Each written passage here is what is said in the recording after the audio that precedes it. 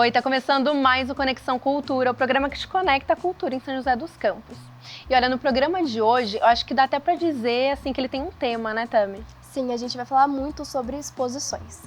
E olha, falando com você aí que está me assistindo, você sabia que existem exposições de arte que você consegue visitar aí da sua casa? Ou de qualquer lugar, né? Dependendo, até pelo celular. No Conexão de hoje, a gente vai explicar como que são essas exposições online e indicar até algumas para você visitar. E a gente também vai conversar com uma pessoa que trabalha com curadoria. Vai falar tudo pra gente sobre bastidores e curiosidades sobre esse tema. Mas agora você vai ficar com a reportagem que a Tami fez sobre a exposição online Fôlego. A artista Lindsay Ribeiro falou sobre como foi planejar a sua primeira exposição nesse formato e também aproveitou para contar sobre o seu trabalho. Confere aí. O correr da vida embrulha tudo. A vida é assim, esquenta e esfria, aperta e daí afrouxa, sossega e depois desinquieta. O que ela quer da gente é coragem. É com esse trecho de Grande Sertão Veredas que Lindsay Ribeiro apresenta a sua mais recente exposição online, Fôlego, o Depois Se Quer Coragem. Em Fôlego, Lindsay Ribeiro traz uma reflexão sobre a necessidade das pausas, de intervalos entre fases da vida. Após o encerramento de um ciclo, é preciso tomar fôlego para iniciar o próximo, e é necessário coragem para viver o que vem depois. Como eu falo muito dos ciclos, né, tanto da natureza quanto nossos ciclos, né, fases da vida. Então eu penso que esses ciclos eles são como as respirações, né? Então a gente mergulha, toma o fôlego, mergulha, vai, os processos, volta, submerge, né? Emerge, na verdade, emerge, toma outro fôlego para poder outra fase, né? Então, assim, é uma visão meio sistêmica mesmo, de você entender que aquilo que você está passando faz parte de um processo maior, de um todo maior, né? Então, isso não é uma coisa que me veio de agora, né? Veio um processo de autoconhecimento, porque a arte proporciona isso, né? A arte, ela trabalha num processo assim, atrás, né? Ela fica ali, você tá fazendo e ela tá trabalhando ali. E então, com o tempo, isso veio mais forte ainda, né? Acho que a maturidade traz um pouco isso também, de você entender que você faz parte da natureza, que para mim é muito perfeita, assim. De acordo com a artista, a exposição online surgiu como uma necessidade, já que o desenvolvimento das obras e a conclusão do projeto se deu durante a pandemia, algo que, em segundo plano, se tornou oportunidade para a experimentação de uma nova forma de produzir arte, desta vez com o uso de ferramentas digitais. Então, com a pandemia, né, aquela situação que todo mundo viveu, ficar em casa e tudo mais, eu comecei a trabalhar muito no computador. E comecei a experimentar coisas que eu sempre tive vontade de fazer e não tinha tempo, né? E agora eu me via como um tempo para experimentar isso. E uma das coisas eram essa modelagem 3D. Então eu fui com a cara e coragem, baixei o programa, falei, deixa eu ver o que isso faz aqui. E fui experimentando, e essa era uma técnica que eu nunca tinha realizado, mas tinha vontade de criar dentro desse ambiente. E como é um programa muito completo e complexo, que você pode criar mundos dentro dele, né? Eu tive que restringir essas produções. O que eu ia focar para fazer ali? Porque senão você pode fazer que nem na internet, você vai abrindo uma aba, quando vê você está com um monte de aba aberta, né?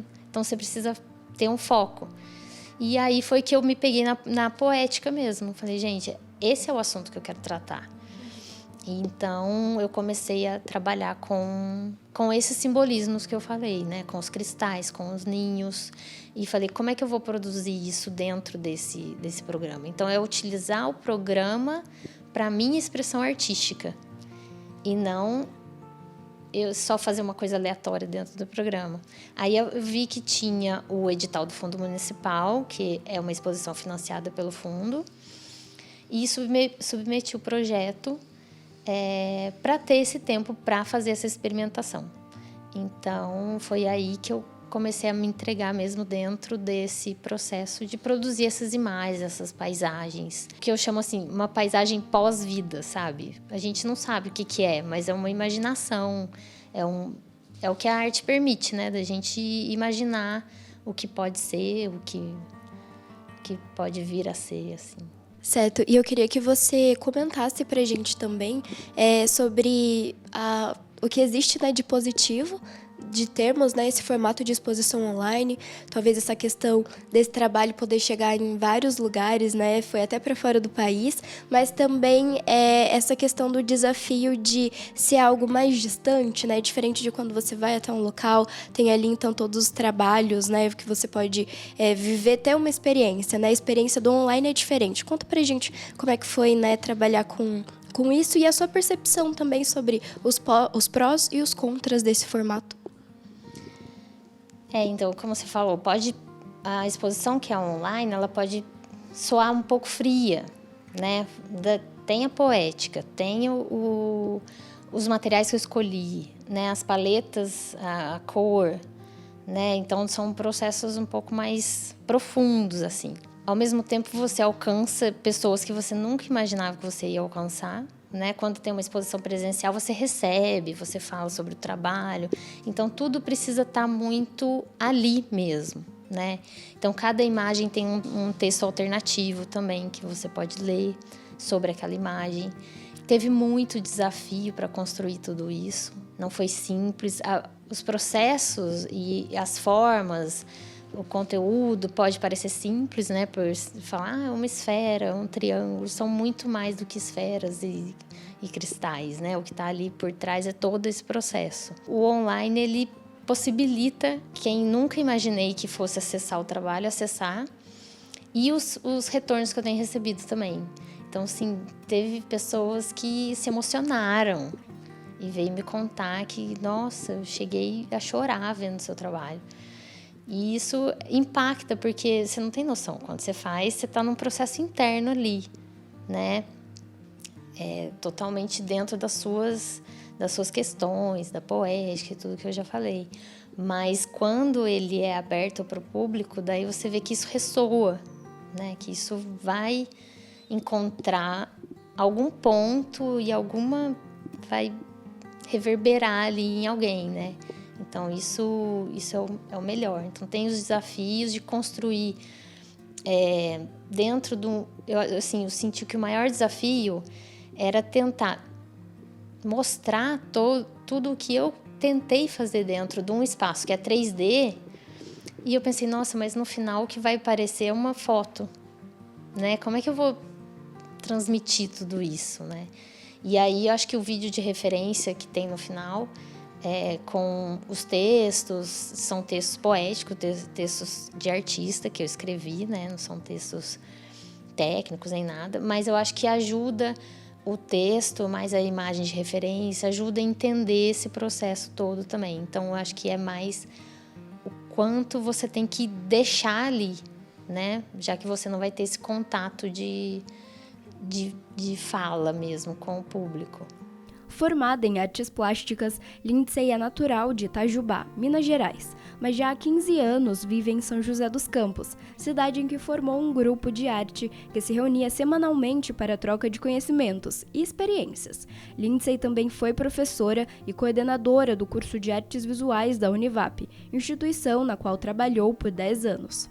E depois que eu terminei a universidade, eu me mudei para cá e comecei aqui essa carreira, assim, né? Aí que comecei mesmo uma carreira artística, entender que isso era a minha profissão, né? E foi aí que eu conheci os artistas locais, os artistas da cidade. A gente montou um grupo para discutir, para estudar, para fazer arte. E desde então a gente vem trabalhando. O grupo acabou cada um indo né, fazer as suas coisas e seguir o seu caminho, mas a gente continua muito unido até hoje. Ai, que bacana saber que existe essa troca, Lindsay, e que, né, você se encontrou aqui na arte, né, em São José. E eu queria te perguntar, então, quais são as temáticas que você traz para o seu trabalho, né?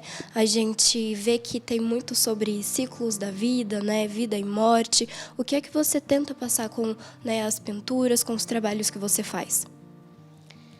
Esse conjunto de questões que a gente trabalha enquanto artista, dentro das artes visuais, a gente chama de poética, né? Então, a minha poética, ela passa muito pelos ciclos, desde a época que a gente começou a investigar melhor lá na Escola Guiar mesmo, né? Então, passava muito por questões do corpo. Então, o corpo sempre foi um assunto para mim. O quanto ele muda, né? Ele nunca é constante, ele é o tempo todo. E os ciclos de nascimento, vida e morte, tanto do corpo quanto da natureza, e que eu vejo como uma coisa integrada, né? O corpo é natureza. Eu acabo trazendo dentro da poética alguns elementos-chave, assim, que aparecem sempre. Então, é sempre o corpo feminino. A questão dos ninhos já apareceu em outras produções, né? E continua. E os cristais também, né? Então, os cristais, eles têm meio que uma metáfora, assim, né? Os cristais, eles se formam a partir de uma pressão ou uma mudança muito brusca de temperatura. Então, quando a gente passa, quando a gente passa por um processo de transformação, é como se a gente estivesse passando essa pressão brusca, essa mudança, né, muito brusca. E os cristais se formam a partir disso. Então, é meio que a gente lidar com as nossas questões, com os nossos erros, com os nossos acertos, com os nossos processos mesmo, né, internos, com a nossa finitude, né? Então, a finitude do corpo também é uma questão até hoje, né? Então, eu passei por vários processos e o processo de luto faz parte também dentro do processo criativo. Então, as coisas meio que vão se misturando. Mas essa poética que permeia, assim, todos os trabalhos.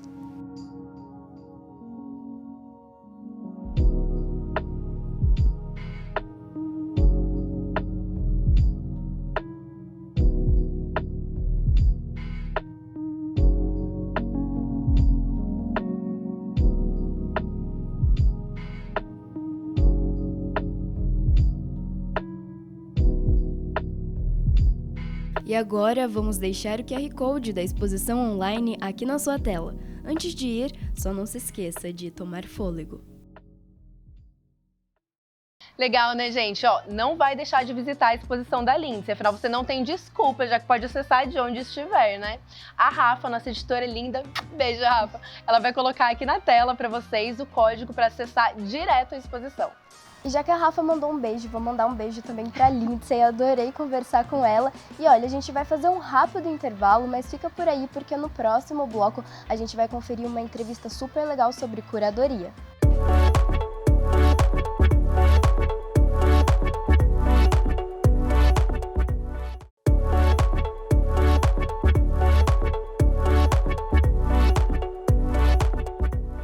Estamos de volta com Conexão Cultura e agora você vai conferir uma entrevista com uma pessoa que entende sobre exposições online. E já que o programa está nesse clima virtual, eu vou bater um papo com a Ana por aqui hoje. Ó. A Ana Kate é empresária das artes, curadora e pesquisadora. As pesquisas dela estão ali na área da cultura digital, arte contemporânea e tecnologia e foram publicadas em vários países, ó, gente. Inglaterra, Canadá, Espanha, Letônia e Argentina. Além do Brasil, ela já assessorou mais de 300 artistas e a equipe dela já profissionalizou mais de 1.500 artistas. Ana, parabéns pelo currículo, incrível. Talvez tenha ficado um pouco extenso para o pessoal que está assistindo, mas eu achei que valia a pena citar os seus feitos aqui, né? Para contextualizar o pessoal da profissional que você é. Obrigada por, né, marcar esse papo com a gente. Você está na Espanha, né? Sim, obrigada a você, Rafaela e equipe pelo convite.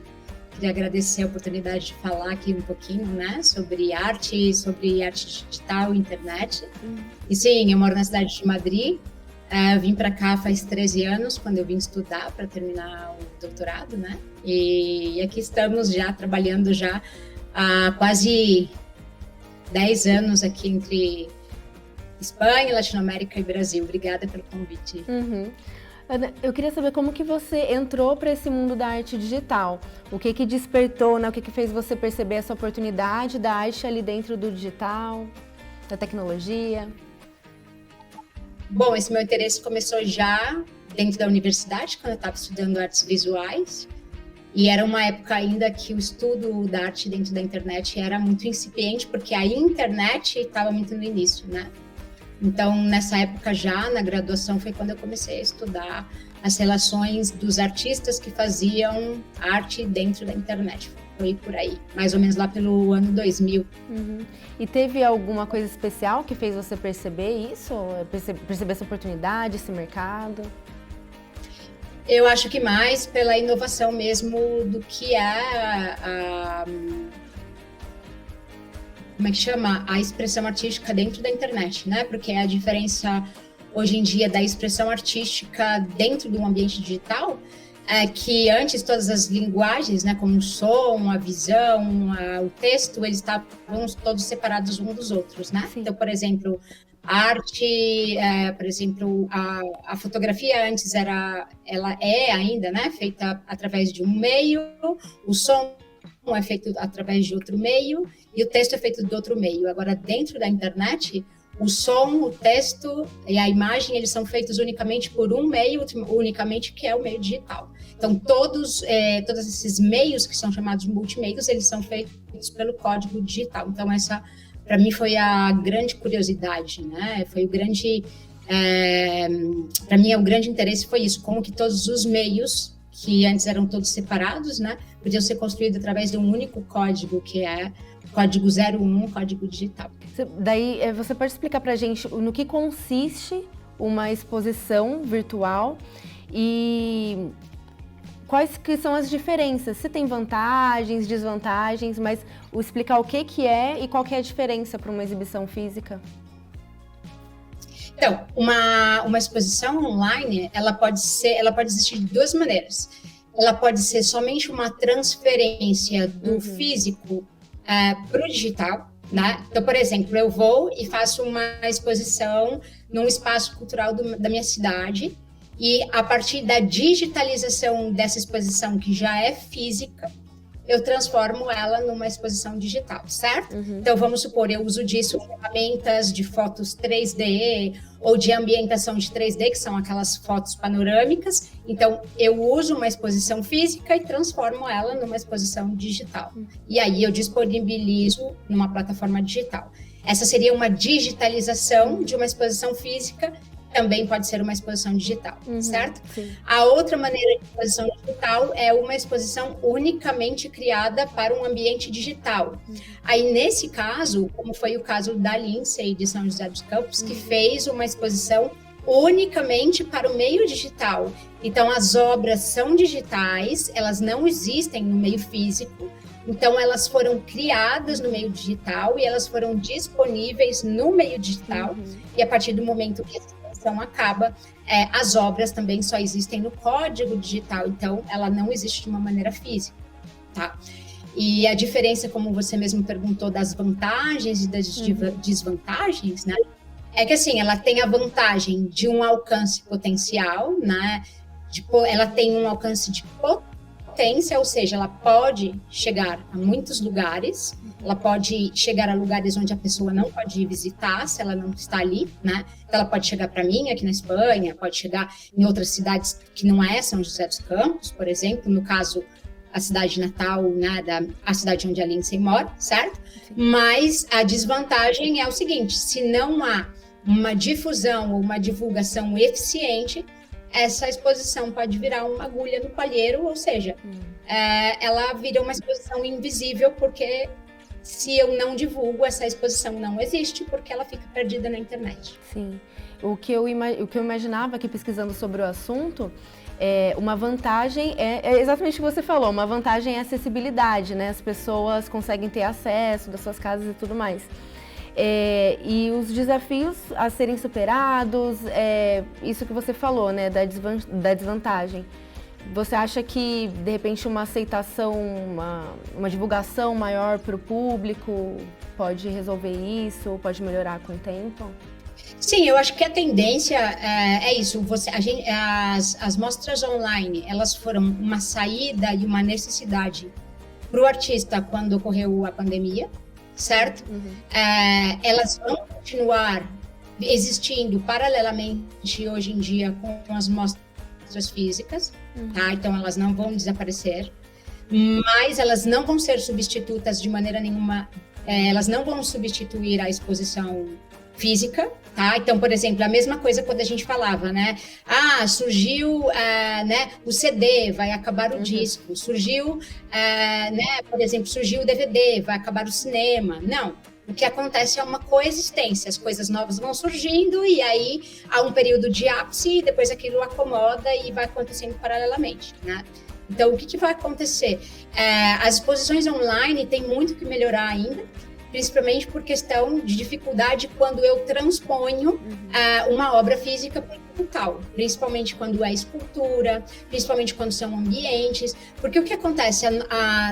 Numa exposição física, o corpo é uma entidade muito importante para eu ter uma fruição eficiente de uma obra de arte, certo? Então, vamos supor, eu preciso ver de perto, eu preciso ver de longe, eu preciso ver a textura daquilo, né? Às vezes, quando é uma escultura, eu preciso circundar aquele objeto. Então, quando é um ambiente online, isso fica muito prejudicado. Então, não é a mesma experiência, não adianta a gente dizer que é isso, né? E quando também a gente torna outras coisas também em relação à acessibilidade e outras questões, por exemplo, mais difíceis, é ainda um meio muito novo a ser explorado, né? Então, eu acho que isso tem que crescer, tem que ser melhorado, né? E principalmente é isso, a difusão é essencial se eu quero que isso vingue e realmente seja uma vertente eficiente para que realmente seja substituto de uma exposição física, tá? Mas está no caminho. Agora, bom, veio para ficar, né? Como você falou, quando você deu o exemplo das mídias, né? Agora veio para ficar e vai estar junto com a arte física, né? Sim, e ela é eficiente, principalmente, eu acho que eu vejo a grande vantagem das mostras online, ela é eficiente principalmente como meio de aquisição de repertório, né? Então, vamos supor, está fazendo uma exposição de um artista ou uma coleção muito importante de algum museu, que eu não posso estar lá, de algum país muito importante. Então, poder acessar essa exposição, né, acessar uma coleção muito importante, para eu adquirir um repertório, é excelente, né? É excelente também, por exemplo, para um artista fazer uma produção independente de uma exposição, como foi no caso, né, que eu estou dando o exemplo do caso da Lindsay, porque ela pôde, né, através de um fomento público, realizar uma exposição com um orçamento mais baixo, onde dá um currículo para ela, onde ela pode contar com uma curadoria eficiente e ter um orçamento bastante mais baixo e ter um currículo da mesma forma se ela tivesse um espaço físico. Então, tudo isso é uma vantagem. Então, assim, eu acho que toda vez que aparece uma nova ferramenta, assim mesmo como a internet, quando apareceu, assim mesmo quando aparece, por exemplo, um curso online ou qualquer coisa, a gente tem que tomar muito cuidado na exaltação pura de uma coisa ou ou só falar mal. A gente sempre tem que equilibrar o que aquilo tem de vantagem e o que tem que ser melhorado, para a gente sempre ver, né, os prós e os contras, para a gente sempre melhorar os contras para aquilo agir ao nosso favor, né? Sim. Ana, foi muito esclarecedor. Obrigada, viu? Obrigada a vocês, eu quem agradeço a oportunidade, é sempre um prazer poder falar dessas coisas que a gente pesquisa, né? Sim. E poder passar essas informações para outras pessoas, eu quem agradeço, fico muito feliz pelo convite. Estou sempre disponível para o que vocês precisem e muito obrigada. Agora eu vou chamar um intervalo, mas fica aí que ainda tem indicação de exposições que acontecem no mundo todo, mas que você pode visitar aí da sua casa. A gente já volta.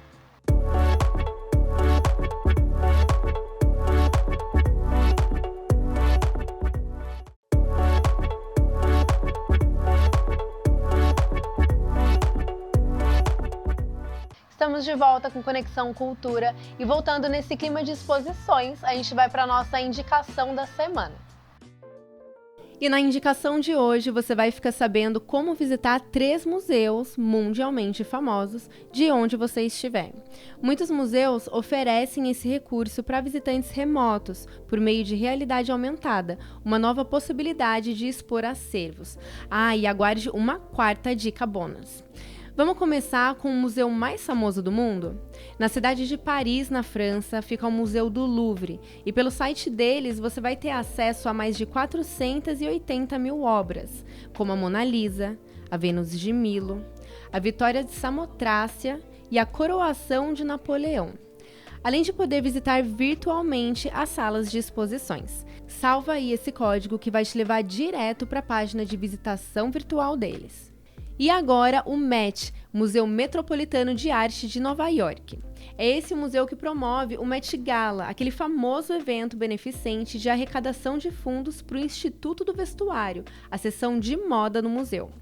As obras em destaque incluem o autorretrato com um chapéu de palha, do Vincent van Gogh, a esfinge de Hatshepsut e a ponte sobre uma lagoa de nenúfares, do Claude Monet. No MET é possível conhecer 5.000 anos de história da arte do mundo todo, por meio de mais de 490 mil obras. E novamente a Europa, temos o British Museum, Museu Britânico, localizado em Londres, na Inglaterra. Foi lá onde o filme Uma Noite no Museu 3 foi ambientado, e as principais obras são o busto de Ramsés II, a cabeça de Ife e a pedra de Rosetta.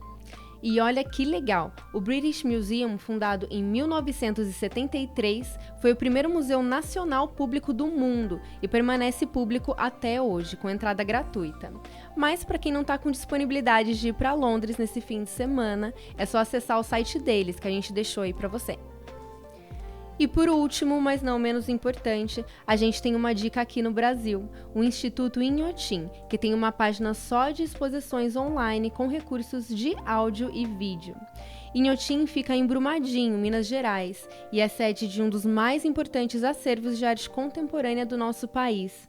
O Instituto também é considerado o maior museu a céu aberto do mundo. Para quem não consegue acompanhar todas as exposições de Inhotim, fica aí o link para visitá-las virtualmente. E aí, pessoal, das exposições e dos museus que a gente mostrou, o que mais você gostou? Eu admito que eu tenho muita vontade de conhecer o Inhotim, né? Ele que é um dos museus a céu aberto, né? Um dos maiores do mundo inteiro, né? E fica aqui no Brasil, então eu tenho muita vontade de conhecer. Mas, enquanto isso, né? Eu fico conferindo, então, as exposições online, que são muito bonitas, maravilhosas. E o Conexão Cultura vai ficando por aqui. Se você está assistindo pela TV no canal 12.3, saiba que todo o nosso conteúdo fica disponível no canal de YouTube, youtube.com/câmerasjc. E a TV também tem um Instagram cheio de informações para onde você pode acompanhar bastidores e tudo que a gente está para vir no ar, né? É o TV Câmera SJC também. Segue a gente lá. Até semana que vem. É isso, pessoal. Muito obrigada pela companhia e até semana que vem.